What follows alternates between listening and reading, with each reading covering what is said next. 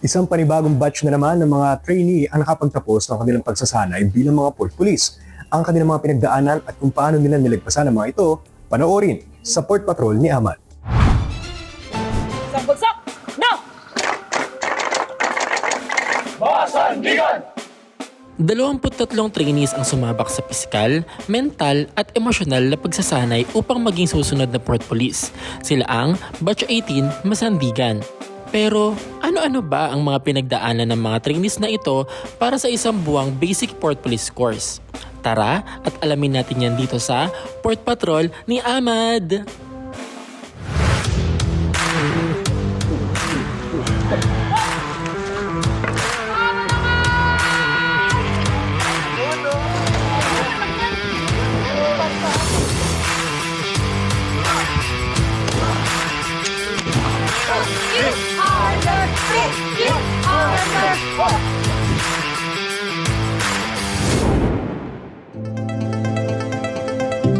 You carry the responsibility of being stewards of safety and security in our ports. It is through your unwavering efforts that we continue to raise the standards of excellence in our port security operation.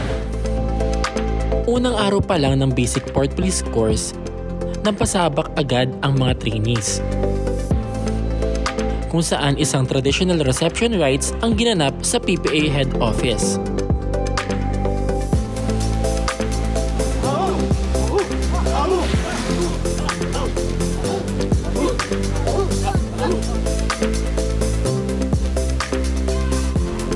Matapos ang reception rites, diretso na agad sila sa PPA Training Center sa Poro Point, La Union kung saan dito magaganap ang kanilang pagsasanay.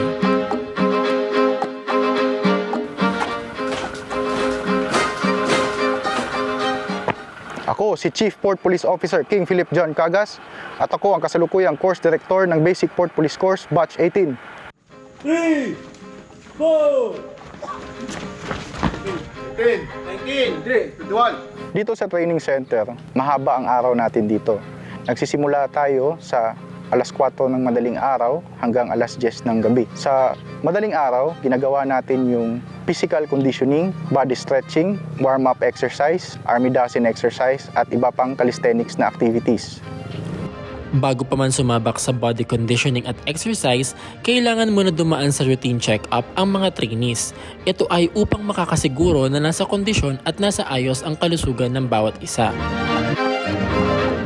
tama ay tama! Tama ay tama, Tama ay tama! di kami papayag, Di kami papayag! tama maging mali. Tama maging mali! Ang Batch 18 ng Basic Port Police Course ay pinangalan ng Class Masandigan. Ito ay hango sa salitang Bisaya at Tagalog na kinumbine sa isang salita. Sandig na ang ibig sabihin ay sandalan. Sandigan naman, ibig sabihin pundasyon, reliability at dependable. 1, 2, 3, 4,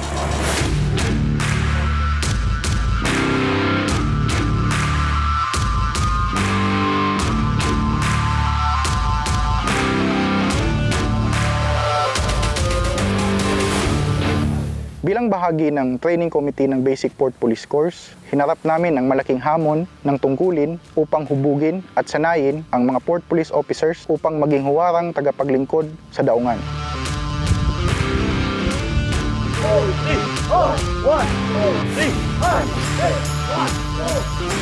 Hit harder! Hit harder!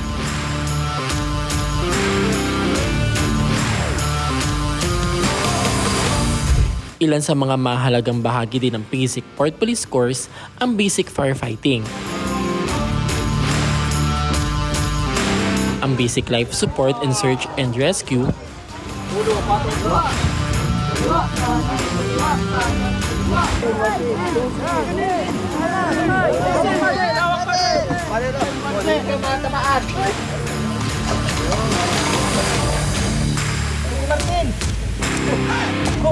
at ang Bob Components Identification. At syempre, ang gun safety and qualification marksmanship.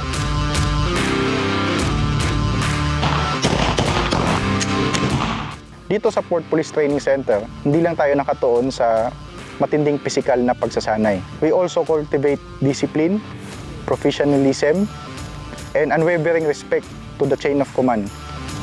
Ang programa natin sa pagsasanay ay inuhubog natin ng Port Police in instilling them the deep sense of duty and accountability to ensure the adherence of law, policies, and ethical standards na pinapatupad ng PPA.